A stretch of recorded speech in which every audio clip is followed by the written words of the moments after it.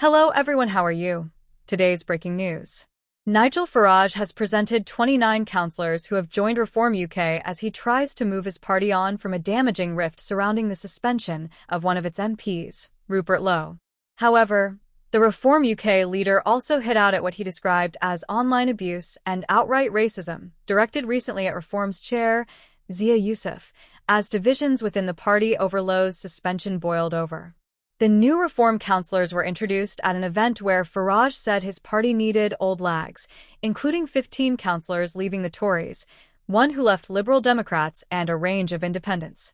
They included a Cheshire councillor who had previously quit Labour in a row over transgender policy.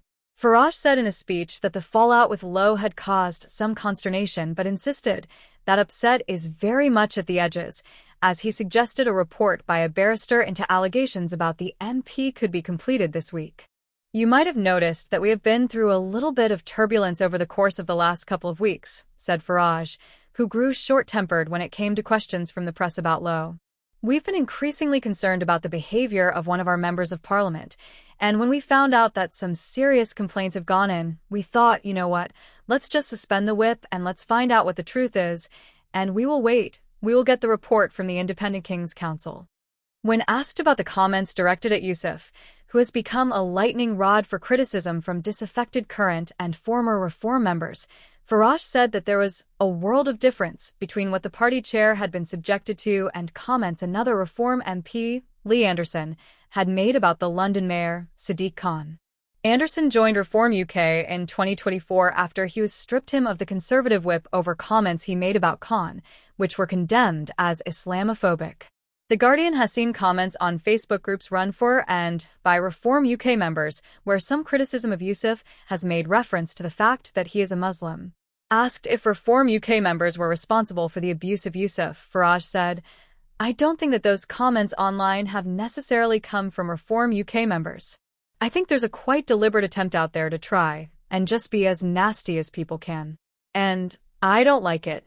I have always said parties he has led, they would be non-racist, non-sectarian parties. I've always been very tough on that. I'm going to go on being tough on that."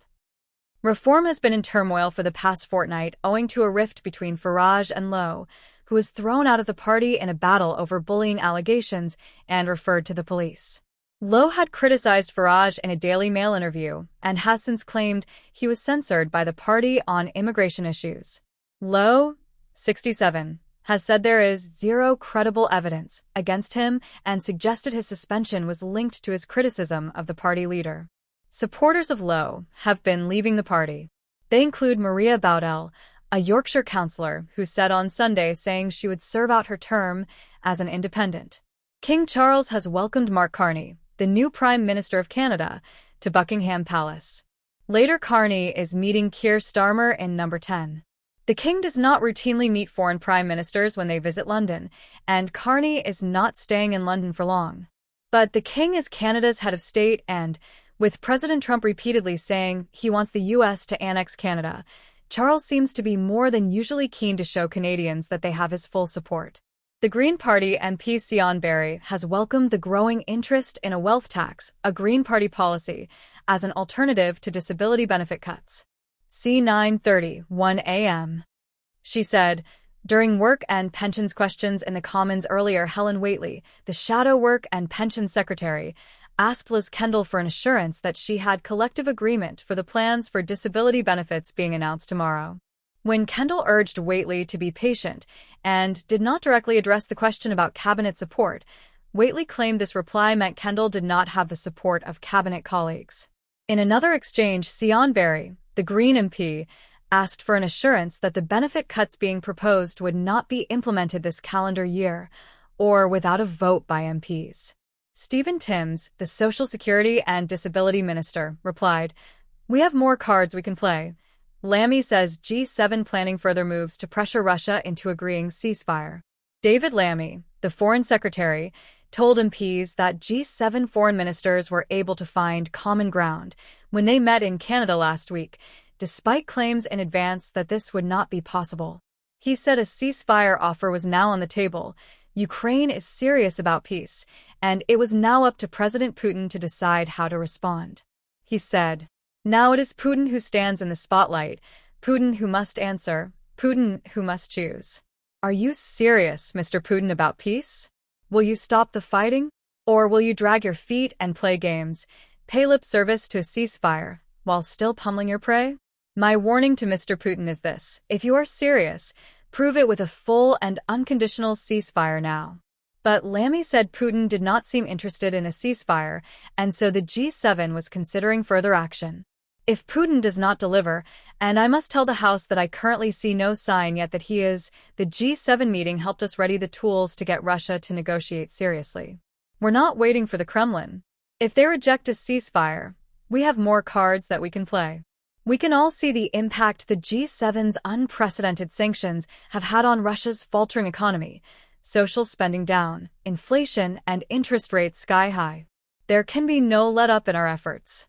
In Canada, we discussed where we can go further to target their energy and defense sectors, further squeeze their oil revenues, and use frozen Russian assets. At the same time, we will keep up our support to Ukraine. Europeans clearly need to shoulder our share of this responsibility. The urgent question is over, but Robert Jenrick, the Shadow Justice Secretary, is now raising a point of order. Jenrick claims that Nicholas Dakin, the Justice Minister, misled MPs when he said the new Sentencing Council guidelines were approved by the last government. He says that the guidelines on which the last government was consulted were not the same as the ones finally published, because new wording was added, as the Council itself admitted in its recent letter. The Speaker, Lindsay Hoyle, objects and tells Jenrick to accuse Dakin of inadvertently misleading the House. MPs are not allowed to accuse each other of being deliberately misleading or lying. Dakin says he doesn't think he inadvertently misled MPs. Justice Minister Nicholas Dakin says he's confident that Sentencing Council will respond to government's concerns. Desmond Swain, Con, said the Sentencing Council row showed why it was a mistake for MPs to delegate powers to quangos, which then clearly come up with solutions which we find repulsive. Dakin says, if Swain had been present at the meeting last week, he would not have seen it as Shabana Mahmood, the Justice Secretary, just asking for a new approach.